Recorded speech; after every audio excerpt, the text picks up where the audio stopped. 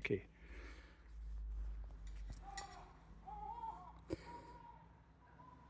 Mairi, I can hear the gulls crying here because we're in Troon. Yeah. And it's the 16th of August, Yeah. 2026. And we're in the train station. I'll just give a quick look around. And, I've been interviewing friends and people I've known over the years. Yeah. And you're an interesting person. You have a lot of knowledge. You've got your own blog site. Would you like to tell me what your blog site is?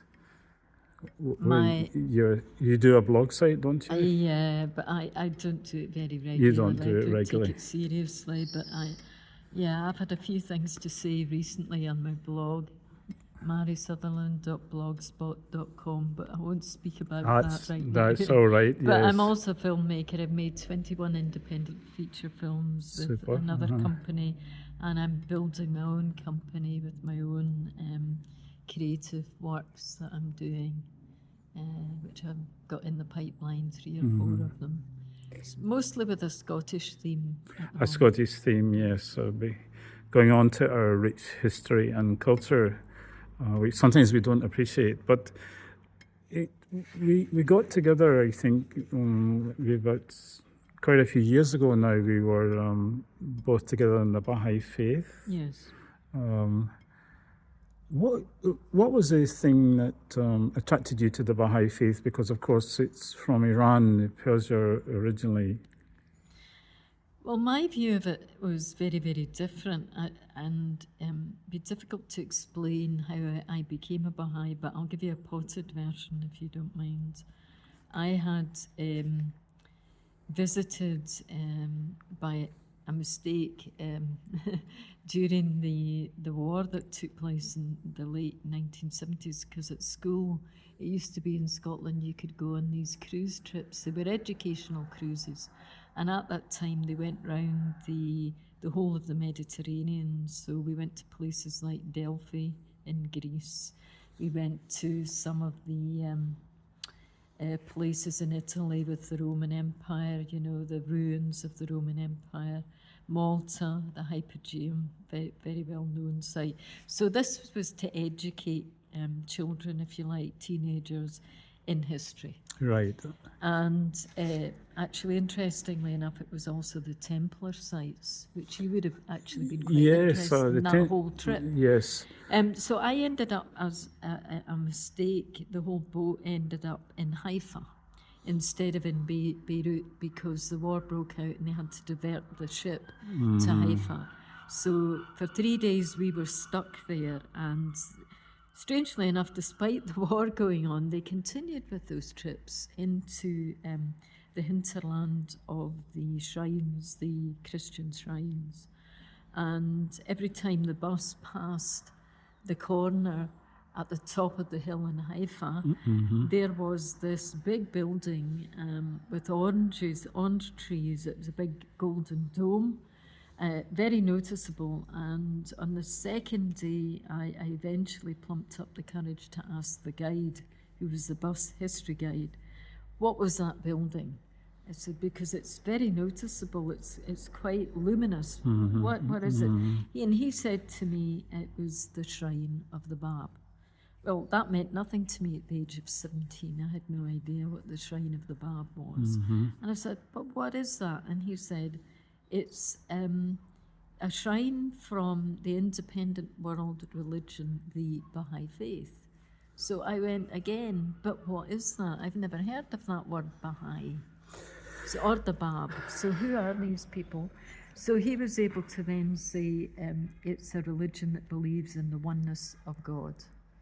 Right, and I didn't come on to the Baha'i faith until I did 1 year of religious studies at university as part of my degree, and we touched on the Baha'i faith, but it was just a theory. I really, we touched on the theology of the Baha'i faith and the major prophets and where it come from, and they are where they hope to go, but it was really just an introduction. So, did you go up to the shrine itself? Not at that time. It was years later that I went on a Baha'i pilgrimage when I had become a Baha'i, that I went to that shrine to see the interior. And I found out later it was the shrine of one of the founders of the Baha'i faith. So, but what was interesting is 3 weeks after coming back from Haifa, I met a Baha'i, and I was able to, in Scotland, and I was able to say to him, I've heard of that because I'd passed the shrine of the Bab. And he goes, oh. And I had lots of questions about, firstly, how could it claim to believe in the unity of all religions, that all religions are one, and that they come from the same God. That concept, having been brought up with the Church of Scotland, for me was revolutionary. I'd never heard of such an idea that religions all came from the one God. It is there in the Old Testament, and you've got Moses, Muhammad, and the line of those The Christian line of the prophets. prophets, yes. So it was there, but I never really understood it until I spoke with the Baha'is about it, and then they expanded it to other religions. So they were accepting Buddha, Muhammad, Zoroaster, a whole string of, Yes, yeah. I would call them prophets, manifestations of God, as they would say. Right, yeah. So that was new to me, and I accepted that. I thought that makes sense. That's why religions have fought each other, because they haven't understood that they're from the one God, Right. and that religion is united. I have still a small problem with that idea of one God delivering a special speech Message. down to basically the Middle Eastern area, because the ethnic religions, or Buddhism, for example, or Zen or Confucianism or Taoism, they don't have that prophet descent, but they have a view of the world that nature's our teacher. If you look at nature and how she shows herself in a kind of worship of the universe. This is in Celtic religion also. So I found that at times difficult to do the crossover between the two.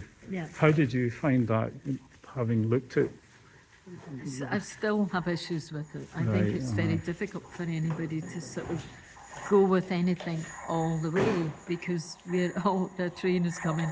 We're always going to question that, and it comes down to faith.